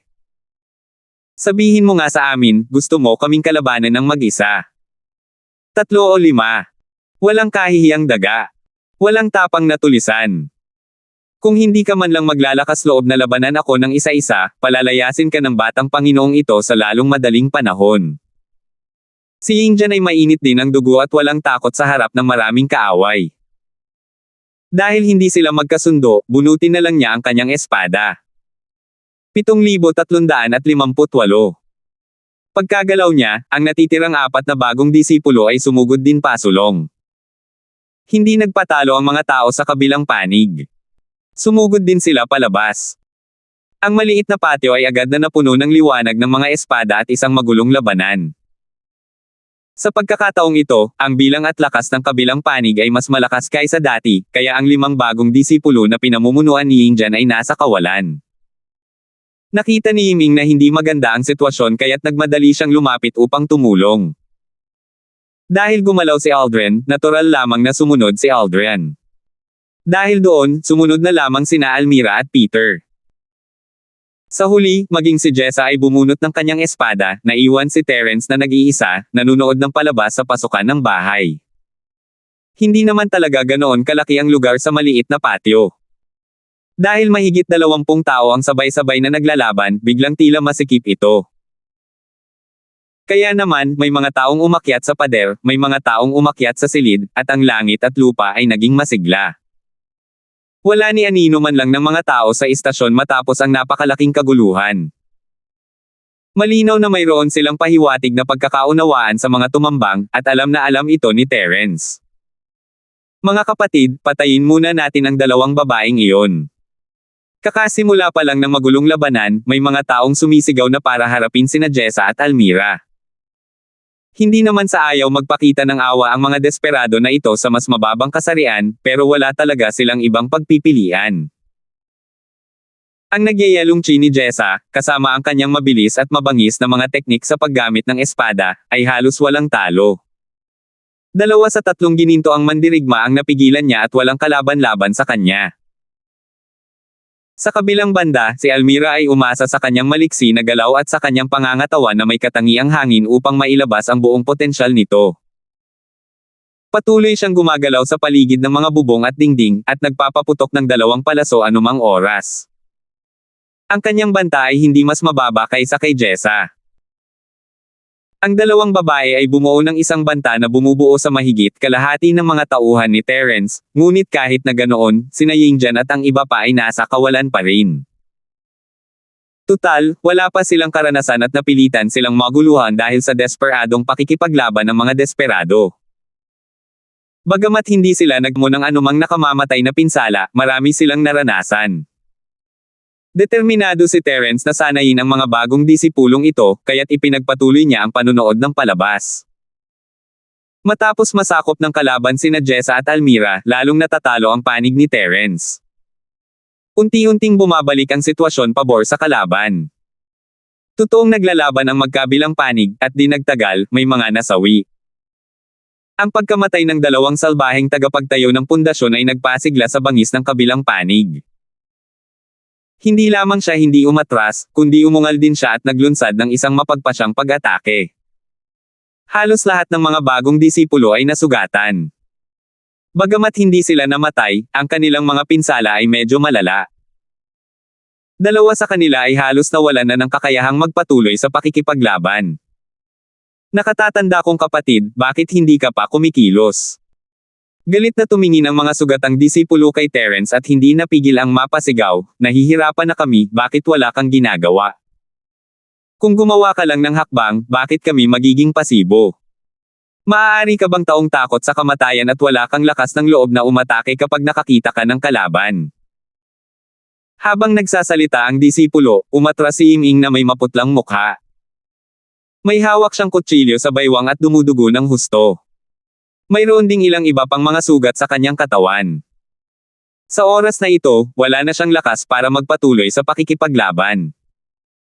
Pero nang marinig niya ang tanong ng bagong disipulo, nanatili pa rin siyang nakatayo sa tabi ni Terence nang walang pag-aalinlangan, huwag kang magsalita ng walang kabuluhan. Siyempre, may sarili namang mga konsiderasyon ang panganay na nakatatandang kapatid. Hindi mo talaga naiintindihan, bilasan mo at gumaling ka. Hindi na nagabalang magpaliwanag si Terence. Tumango lang siya kay Yiming at binigyan ito ng gamot, sinabihan silang gamutin ang sarili nilang mga pinsala. Sa oras na ito, habang dumarami ang mga nasawi, parami ng parami ang mga taong umatras, at ang lugar ay naging mas walang laman. Walang nakuhang kalamangan ang magkabilang panig.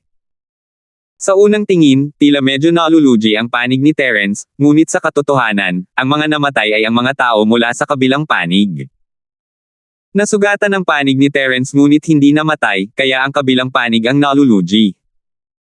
Matapos ang ilang sandali ng labanan, umatras ang magkabilang panig mula sa labanan na may pahiwatig na nagkakaintindihan. Maging si Jessa ay bahagyang hinihingal. Kung magpapatuloy ang labanan, ito ay magiging isang labanan ng pagkalugi. Sima, bakit wala kang ginagawa? Hindi rin maganda ang ekspresyon ni Jessa. Hindi niya maiwasang makaramdam ng sama ng loob nang marinig ang mga reklamo ng ilang bagong disipulo sa paligid niya.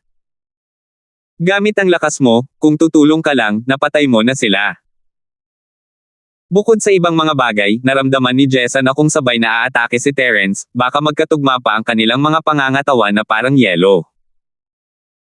Kung sabay niyang i-activate ang isang Ice Attribute Martial Skill, ang kapangyarihan nito ay lubos na madaragdagan. Hindi ito ang epekto ng 1+1 ay katumbas ng 2, ngunit ang epekto ay mas malaki kaysa sa 2. Ngayon, dapat kayong magpahinga ng maayos. Hindi direktang sinagot ni Terence ang tanong ni Jessa, bagkus ay tinawag niya ang mga tao sa labas ng patio, nakarating na kayo rito, di ba? Ang tagal nyo nang naghihintay sa labas, hindi pa rin ba kayo magpapakita? Nanginig ang puso ng lahat. Ang labanan ng buhay at kamatayan ngayon ay isa lamang pag-ataking nag-uusisa. At mayroon pa ring tao sa likuran nila na hindi lumalabas. Sa madaling salita, hindi umatake si Terence ngayon dahil hinihintay niya ang Panginoon. Pero mayroon nga ba talagang ganoong tao?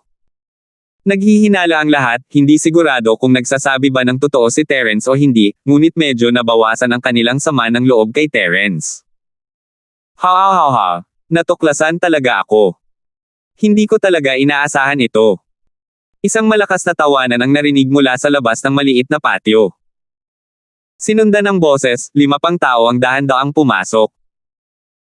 4 silang lalaki at isang babae, nakasuot ng parehong uri ng baluti na gawa sa katad na gawa sa Dark Spirit Beast. Mayabang silang tumingin kina Terence at sa iba pa habang papasok sila sa bakuran. 5 pinuno, sila ang mga taong ito.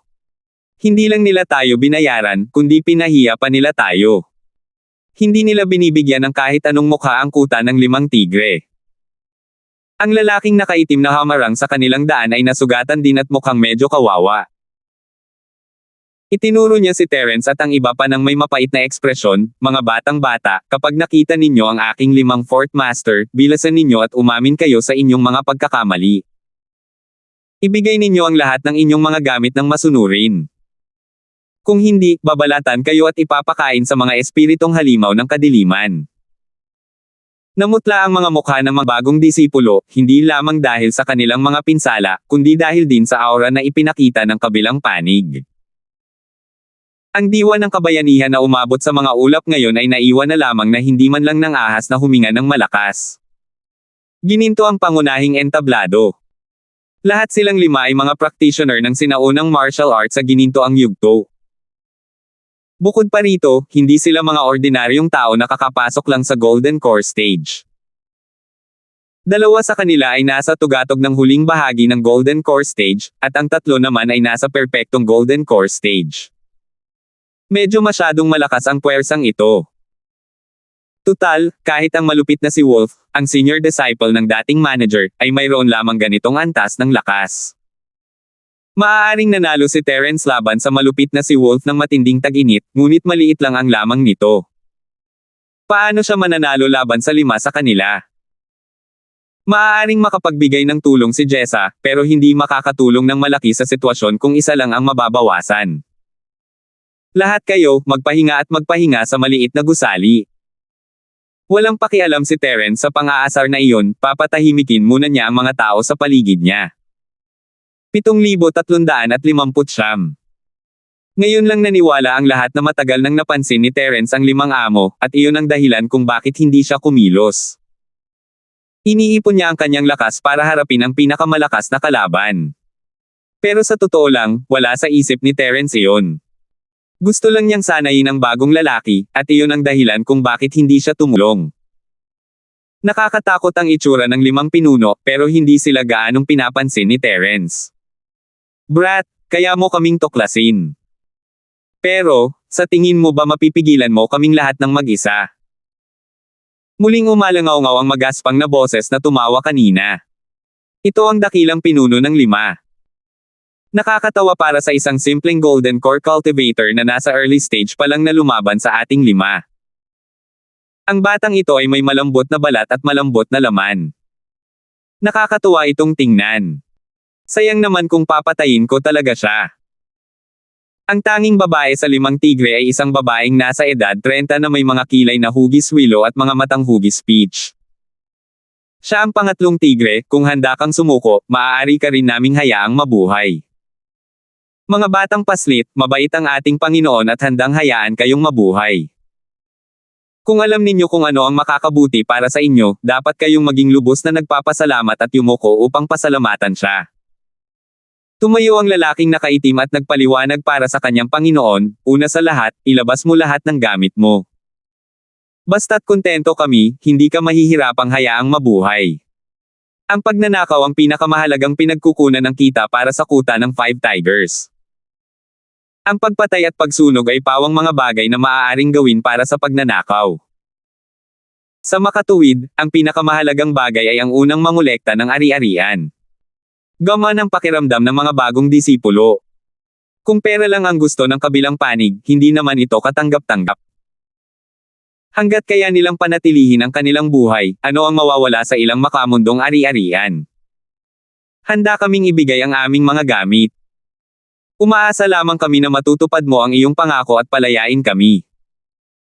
Isang bagong disipulo na malubhang nasugatan ang unang sumuko. Ngayon lang, muntik ng kumitil ng buhay niya ang maliliit na fries na iyon. Lumitaw ang 5 leader ng Orthodox, at malubhang nasugatan siya at nawala ng kakayahang lumaban. Kung hindi siya susuko, naghihintay na ba siya ng kamatayan?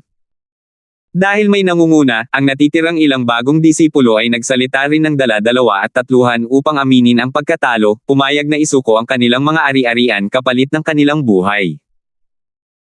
Tumingin si Yingjan kay Terence, at nang makitang walang sinabi si Terence, mamantong hininga na lang siya at sumali sa team. Mga nakatatandang kapatid, bihira lang silang sumuko. Pera lang ang gusto nila, hindi naman malaking bagay yun, ibibigay namin sa kanila. Kung saan may buhay, may pag-asa. Nakita ng unang bagong disipulo na umamin ng pagkatalo na hindi gumalaw si Almira at ang iba pa, kaya lumapit siya para hikayatin sila. Wala tayong hindi mapagkakasunduang galit, kaya walang masama sa paggastos ng pera para masiguro ang ating kaligtasan. Kapag nakabalik na tayo, ako na ang bahala sa pagbabayad sa inyo ng inyong mga pagkalugi. Paano? Tila hindi naman nagkulang sa pera ang lalaking ito, pero ang mga salita niya ay walang gaanong epekto kina Almira at sa iba pa. Lahat sila ay mga die-hard supporter ni Terence, kaya syempre makikinig sila sa desisyon ni Terence. Naghihinala si Terence, gumawa ba ng ganito kalaking sorpresang pag-atake ang kalaban sa kalagitnaan ng gabi para lang sa pera? Bukod pa rito, sa labanan ngayon lang, ilang tao mula sa kuta ng 5 tigre ang namatay.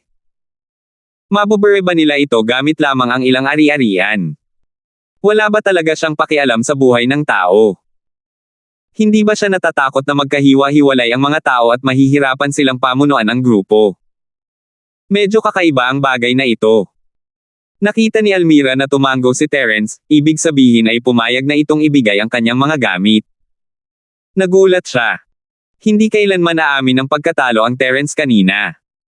Gayunpaman, lubos ang tiwala ni Almira kay Terence. Sandali lang siyang nag-isip ng maisip niyang may ibang plano pala si Terence, kaya inilabas niya ang kanyang mga personal na gamit. Mabuti. Kung gayon ay ibibigay na natin ito. Sa pagsangayon ni Almira, natural na susunod din si Peter. Pagkatapos, sandali lamang nag-atubili sina Yunbao at ang iba pa bago tinanggap ang kanilang kapalaran. Si Jessa lang ang tanging nakatitig kay Terence nang may galit at pagkadismaya sa mga mata nito. Gusto niyang lumaban gamit ang kanyang espada, ngunit alam niyang hindi niya ito kayang gawin ng mag-isa. Kahit na nasa tugatog na siya ng kanyang kakayahan, mahihirapan pa rin siyang makakuha ng kalamangan laban sa alinman sa 5 tigre, lalo na't nagamit na niya ang malaking enerhiya ngayon lang. Nakita ng lalaking nakaitim na umamin na ang lahat ng natalo at agad na lumapit upang buong tagumpay na kunin ang mga ari-arian. Gayunpaman, naging tapat siya sa pagkakataong ito at hindi na siya masyadong inisin. Kung hindi, baka bunutin talaga ni Jessa ang kanyang espada at patayin siya sa sobrang galit. Hindi gumalaw si Terence, at wala ring pakialam ang lalaki. Ibinalik niya ang mga gamit kay Wuho at tiningnan ang mga ito sa harap nila. Hindi. Walang ilusyong itim na kristal. Binabaan ng lalaking nakaitim ang kanyang boses at nagulat, mukhang nasa kanilang pinuno ito. Akala niya ay hininaan na niya ang kanyang boses ng sapat na para lamang marinig siya ng 5 pinuno, ngunit narinig din siya ni Terence. Bigla niyang naintindihan. Maaari kayang nandito rin ang mga tao mula sa kuta ng 5 tigre para sa maitim na gintong kristal. Muntik nang makalimutan ni Terence ito, bago pa siya pumasok sa sekta, may mga taong nagtatangkang nakawin ang mga itim na kristal na ginto. Nakalimutan niya ito pagkatapos niyang pumasok sa sekta. Maaari kayang kasabwat ng mga taong ito ang mga tao noon. Anong klaseng sikreto ang itinatago ng Dark Ilum Crystal? Isa pa, bakit ba kasi kakaalis lang niya sa Sword Spring Sect, at may mga taong papunta na para agawin ang Black Ilum Crystal? Saan nila nakuha ang balita? Naghinala si Terence at hindi niya maintindihan. Tumatawa na ang Big Boss. Hahaha, napakataktika mo. Pwede nang matulog ulit ang mga nag-abot ng gamit mo. Maganda ang mood ko ngayon, at pangako kung hindi nakita gagalawin ulit. Pero, yung batang hindi nag-abot ng gamit niya, naisip mo na ba? Bilasan mo at ilabas mo na ang mga gamit mo. Narinig mo ba yon? Bakit ka nag-aantay? Bilasan mo at ibigay mo na ang lahat, kung hindi ay ngayon na ang anibersaryo ng iyong kamatayan sa susunod na taon. Ha! Nakakatakot naman yan, pero kailan ko sinabing ibibigay ko sa'yo yan? Hindi ba dapat kayo ang magbigay sa akin yan? Ngumiti si Terence nang may pang-aasar, alam ng lahat ng nakakakilala sa akin na mahilig akong kontrahin ang mga taong nagtatangkang manloob sa akin. Nagkataon lang, pero kayo ang tipo ng taong pinakagusto ko. Narinig ni Wo ang mayabang na mga salita ni Terence, ngunit hindi siya nagalit. Sa halip, siya ay masaya. Ha. Kung ganoon nga, siguradong marami kang nakolektang magagandang bagay, di ba? Gaya ng inaasahan, ikaw ang pinakamatabang tupa. Tumawa ng malakas ang dakilang commander. Mas mabuti kung hindi mo alam kung ano ang makabubuti para sa iyo. Natatakot ako na aaminin mo ang iyong pagkatalo at mahiyain kang umatake. Ngayon, wala kang masisisi kung gusto mong mamatay. Maaari kang manatili rito ngayon. Gawin mo na.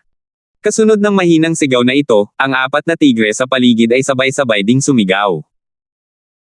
Sabay-sabay nilang inilabas ang kanilang mga sandata at pinalibutan siya mula sa lahat ng direksyon. Grabe!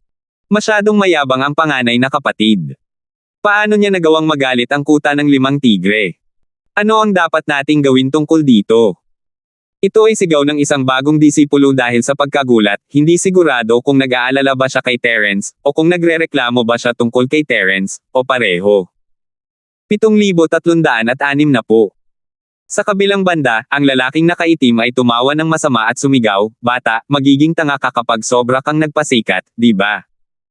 Kakainis ang 5 pinuno natin, kahit pa naghahangad ka ng kamatayan, hindi mo dapat gawin to. Anong gagawin natin? Kung haharap tayo sa 5 jindan, tiyak na hindi makakaligtas ang nakatatandang kapatid na si Sima. Magiging pantirya ba tayo ng kanilang galit?" Isa na namang bagong disipulo ang nag-aalala na mapapahamak siya matapos mapatay si Terence, hindi naman bihira sa mga tao ang masangkot. At napakalaki ng posibilidad na mangyari iyon. Sa anumang kaso, sa sandaling umatake ang 5 tigre, lahat ng uri ng teorya at ideya ay sumulpot, walang nag-akala na mananalo si Terence. Walang nag-akala na magkakaroon ng pagkakataon si Terence na makatakas ng walang pinsala mula sa 5 peak late stage at peak stage golden core cultivator. Sima! Gawin mo! Hindi napigilan ni Jessa ang mapasigaw. Sa lakas ni Terence, maaaring makatagal siya ng ilang sandali kung siya ang unang aatake, ngunit ang mga kamay ni Terence ay nasa likuran pa rin niya. Mukhang astig siya, ngunit wala siyang kalaban-laban. Gusto mo na ba talagang mamatay? Kapag lumapag na ang 5 tigre na pag-atake, kahit na nasa orihinal na antas pa ang katawan ni Terence, babalatan pa rin siya, kung hindi pa papatayin. Bakit hindi siya ipagtanggol? Bakit hindi siya gumawa ng hakbang? Labis na balisa si Jessa. Hindi niya maintindihan kung bakit nakatayo lang doon si Terence at naghihintay sa kamatayan. Mababang kalidad ng psikolohikal. Pero base sa dati nilang pagkikita, si Terence ay hindi isang taong mahina ang puso. Bukod kay Jessa, si Almira ay natatarante rin. Kahit na nagtiwala siya kay Terence, nalilito pa rin siya sa sitwasyong ito. Sayang at masyadong mahina ang lakas ni Almira. Kahit gusto pa niyang tumulong, hindi niya mahahadlangan ang atake ng kalaban. Kung iaabot niya ang kanyang kamay ng walang katiyakan, mamamatay lang siya ng walang kabuluhan. Gayunpaman, gusto pa ring tulungan ni Almira si Terence, ngunit pinigilan siya ni Peter, na nahulaan na ang kanyang mga iniisip. Sa loob lamang ng isang iglap, isang kamangha-manghang pagbabago ang naganap sa larangan. Hindi pinansin ni Terence ang mga usapan sa paligid niya habang papalapit ang 5 tigre. Bahagya lang siyang ngumiti, hindi ako karaniwang pumapatay ng tao kapag ako si Rob, pero kung may gustong mamatay, masaya akong tutulong sa kanila. Sinabi ko na ngang hindi ka mamamatay kung ibibigay mo ang mga bagay na iyon, pero hindi ka nakinig. Oo nga pala, may daan papuntang langit, pero tumanggi kang tahakin iyon. Walang pintuan papuntang impyerno, pero bigla kang pumasok. Bakit ka nagmamadali papunta sa kamatayan mo? Habang nagsasalita siya, hinikayat niya ang kanyang espiritual na kamalayan na magbanggaan. 5 di nakikita at walang kulay na espiritual na kamalayan ang nagbanggaan at nagsanib puwersa sa isang matalas na pag-atake, na inatake ang 5 tigre ayon sa pagkakabanggit. Para mapalakas ang lakas ng kanyang atake, ginamit ni Terence ang pinakamalakas na atake na kaya ng kanyang espiritu. Halos nasa harap na ni Terence ang 5 tigre, at ang dulo ng espada ay nasa dibdib na ni Terence. Tapos, wala na. Sabay-sabay na tumigil ang lahat ng kanilang galaw. Sabay-sabay na bumagsak sa lupa ang 5 tigre. Hindi man lang nagkaroon ng oras ang kanilang mga matang walang laman para magdulot ng pagdududa bago tuluyang nawalan ng sigla. Sa isang iglap, nawala lahat ng ingay ng walang bakas.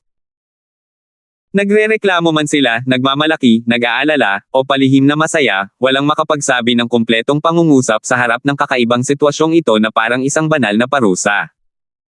Nakakagulat. Nakakataranta. Hindi ka panipaniwala kaya naman natulala siya. Nagtataka ang lahat kung nananaginip lang ba sila, at kung isa ba itong kakilakilabot na bangungot. 2 jindan na nasa huling yugto ng peak at 3 perpektong eksperto sa jindan. Isa sa kanila ay umabot pa sa hangganan ng nascent soul stage. Isa siyang tunay na eksperto sa half-step nascent soul stage. Sa ganitong hanay ng mga tauhan, hindi pa kasama ang pagharap sa isang maliit na lalaki sa unang bahagi ng yugto ng Jiedan, kahit na ito ay isang sinaunang martial art practitioner sa unang bahagi ng nascent soul, maaaring hindi sila hindi kayang lumaban. Sa kabilang banda, kung gusto ng isang nascent soul stage martial artist na patayin ang 5 taong ito, hindi ito magiging madali, bukod pa sa hindi niya ginalaw ang kanyang mga kamay at paa, ngunit nakapatay siya ng 5 tao sa loob lamang ng ilang segundo habang nagsasalita. Ang ganitong uri ng hindi nakikitang paraan ng pagpatay ang tunay na dahilan kung bakit ito nakakatakot. Ang hindi alam ay kumakatawan sa pinakamalalim na takot. Si Jessa ang pinaka hindi makapaniwala. Talagang natakot siya sa ginawa ni Terence. Ang matinding tyrant na si Wolf, na isang tag-init, ay isa ring perpektong gininto ang core, ngunit hindi siya kasing lakas na malaking pinuno ng 5 tigre. Gayunpaman, kapantay niya si Terence sa arena, at kahit natalo siya, halos pagod na pagod si Terence. Kung itinatago ni Terence ang kanyang lakas noong mga panahong iyon, hindi ba't ibig sabihin noon ay kapag nakipaglaban siya kay Terence, maaari siyang mapatay anumang oras. Sima. Ito ba ang tunay mong lakas? Nagising si Jessa mula sa kanyang pagkakatulala at hindi napigil ang magtanong, itinago mo ba ang iyong lakas noong hamon sa pagpili? Kahit alam niyang malamang na hindi sisigot si Terence, kailangan pa ring magtanong ni Jessa. Kung hindi siya magtatanong, para siyang buto ng isda na nakabara sa lalamunan niya, at hindi niya ito mailabas. Ang tanong ni Jessa ay kumakatawan din sa mga disipulo ng sekta ng Sword Spring, kaya't sabik silang tumingin kay Terence, naghihintay ng tiyak na sagot mula rito. Masyado kang nag-iisip. Ito ay isang bawal na pamamaraan para sa mga nagtatanim ng lason. Ang presyo ng paggamit nito ng isang beses ay napakataas. Mas mahalaga pa ito kaysa sa buhay ng 5 taong ito. Pakiramdam ko ay isang malaking kawalan ang paggamit nito para patayin sila. Ngumiti si Terence ng mapait at nagkibit balikat, ginamit ko na ang aking kapangyarihan. Kung mayroon pa ring mga kalaban na tulad niya, ako ang unang susuko. Nagduda si Jessa, ngunit sa wakas ay nakahinga siya ng maluwag. Mas may katuturan ang paliwanag na ito, kung ang ganitong uri ng instant kill move ay magagamit bilang isang normal na puwersa, sino ang magiging katapat ni Terence? Isa pa, hindi nakakagulat na si Terence ay isang gumagamit ng lason, marami sa kanila ang nakarinig na tungkol dito. Siyempre, hindi nagsasabing totoo si Terence, pero hindi naman siya lubos na nagsisinungaling. Naubos na niya ang kanyang espiritual na kapangyarihan sa pagkakataong ito, at medyo matagal bago siya makabawi. Pero kung may mga katulad na martial artist na naghahanap ng gulo, madali silang mapapatay ni Terence. Sige. Kung susuko ka, natural lang na susuko rin kami. Bahagyang kinuyam ni Jessa ang kanyang mga labi at tiningnan ang natitirang mga alipors ng kampo ng 5 tigre. Paano sila? Patay na ang pinuno, at tila naghahanda na siyang tumakas. Ano ang naging resulta ng pagpapakawala natin sa kanila noong unang pagkakataon? Sa tingin mo ba dapat natin silang bigyan ng pangalawang pagkakataon? Kumunat ang noo ni Terence, hindi itinatanggi. Ano sa tingin ninyo? Patayin sila. Nanguna si Injan at sumigaw.